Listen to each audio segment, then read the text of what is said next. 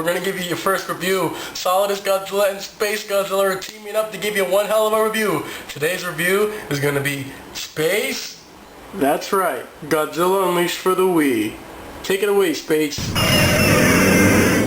First off, right off the bat, we have a story mode, brawl, training, a store, and options.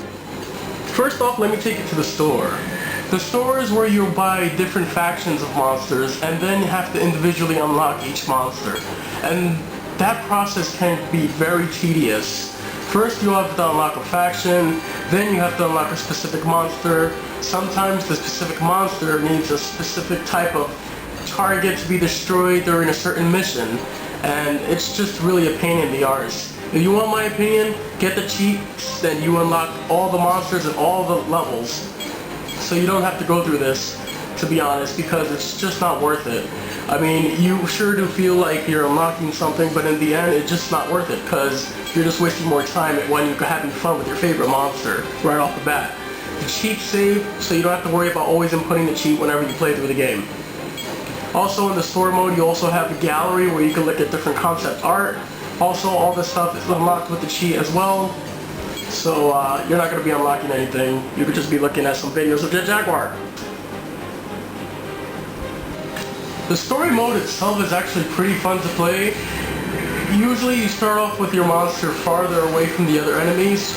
So it starts out at a third person view, kind of like this. As you see, I'm using Space Godzilla.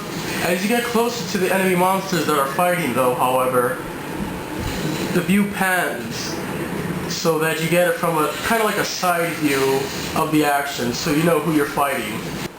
As you grow through the story, however, as you can see here with my cursor, you build up reputation between all four factions. For example, right here I'm 9% with the Earth Defenders. That means I've done something horribly wrong to the Earth Defender monsters such as Godzilla and Anguiris, and they all want to kill my ass. GDF, I've destroyed some buildings, but I haven't destroyed them all. GDF is the Global Defense Force, and they'll usually send Megagodzilla or any mech they can to help save the city. The aliens, however, are after the crystal's power, because they're the ones who started the whole mess in the first place, while the mutants are just out there as rogues trying to get the power from the crystals for themselves. The story mode itself isn't that bad, considering the story is horribly done in these horrible anime cutscenes. They're more like stills, and they're reused and recycled throughout the game, and voice acting is another mess. So I'm going to take you right now to San Francisco,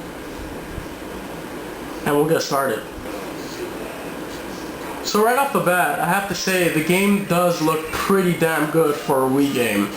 I have it running right now at 480, I think it's 480p, I believe, with component cables and widescreen, and the game just looks fantastic. I mean, the game's graphics are beautiful. They look much better than before, although I have to say the Xbox version of Destroyah Monsters Melee still looks the best, more shiny, more detailed, but this one is no slouch either.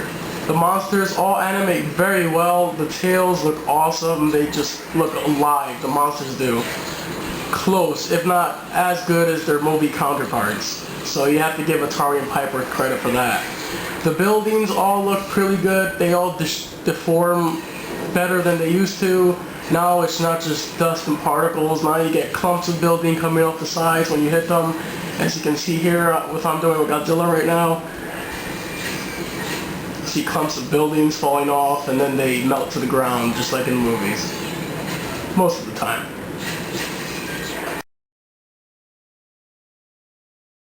You have versus mode, you have your classic melee mode, which is basically having more monsters into a fight, where each monster is awarded for inflicting knockdowns, knockouts, and combos.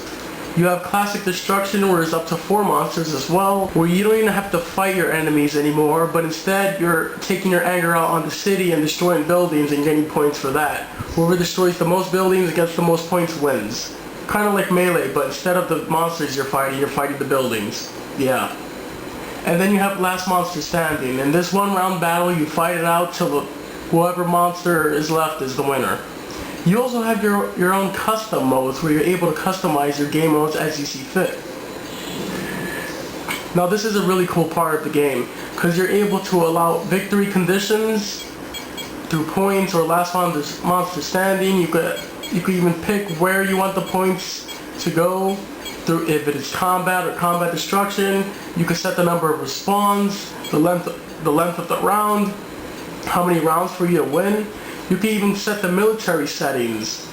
If they want to destroy the target that's most destructive to the city, set their aggression level. You can even turn off the military if you want, because I find the military to be quite annoying in the game.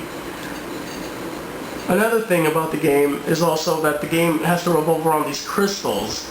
And these crystals can either help regenerate health, energy, or they can help serve the purpose of different power surges. These power surges come in the form of darkness, fire, electric, radiation. They help shield you, they increase your speed, or they increase this meter called the critical mass meter. Once you hit critical mass, your monster becomes bigger and stronger, but they're also more vulnerable to attacks. Also, you're able to set the player attributes if you want to play through teams, if you want to regenerate the health or not.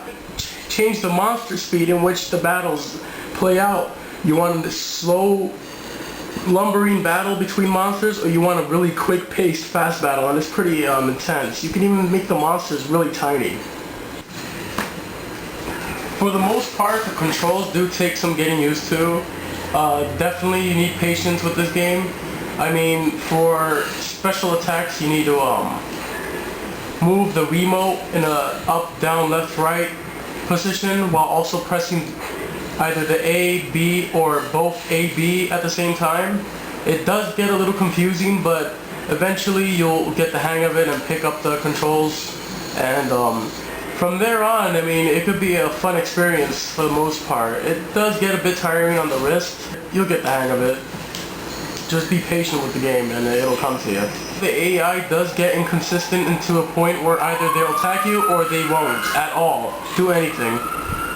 They'll just stand there, they'll take your punches, they'll take your attacks. You can try taunting them, they'll try to ram you down. But other than that, sometimes they just don't give a damn that you're there.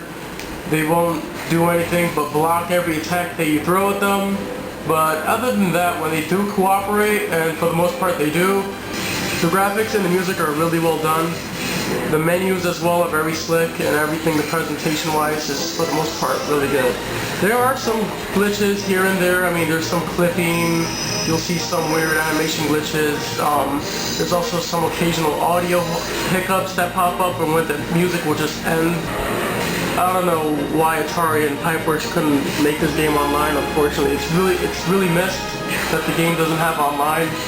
It's unfortunate a fighting game this day and age doesn't have online. I mean, even though the game was released 2 years ago, it still should have had some type of online feature to it. Space, I don't know, I like the game. I mean, what's your verdict? So, if you're not a Godzilla fan and you still want to try out the game, be sure to definitely give it a try.